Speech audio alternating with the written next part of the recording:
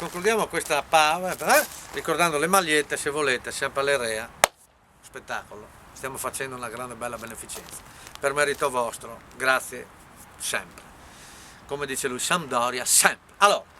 Allora questo qua arriva in ferramenta che chi dice, il giovane commesse dice, buon dica, mi dici, mi commenteresti un gnegni, prego? Un gnegni? No, capito, non hai capito, come chiami il titolare perché io non ho capito. Franco, via che lei è un signor che non capisco, io, Franco, il titolare. Ma dica, mi dici, mi commenteresti un gnegni? No, momentica, cercare più blanco, non hai capito. Un gnegni?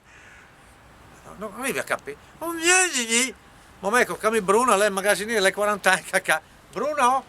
Non cacca, non si è non venga a capire. Allora arriva Bruno, ma dica, mi dici, sì, mi commenteresti un gnegni? Arrivi come? E Bruno va via, va al magazzino, a telefono con un pack, le robe, ecco, sono 30 euro e va alle casse che le giovani, va via le casse, pa e boh, dice va via. Bruno sta per la via e dice il parone, aspetta Bruno, un momento, io avrei, non sarei anche vecchio, adesso il parone, non hai capito un cazzo. Le frutte, boh, penne asciutte, non capì, ma scusa, non vi capì nulla, tu arrivi dal magazzino, ti clami, che cane, c'è carave, non hai capito, ma c'è tu da... Un vieni!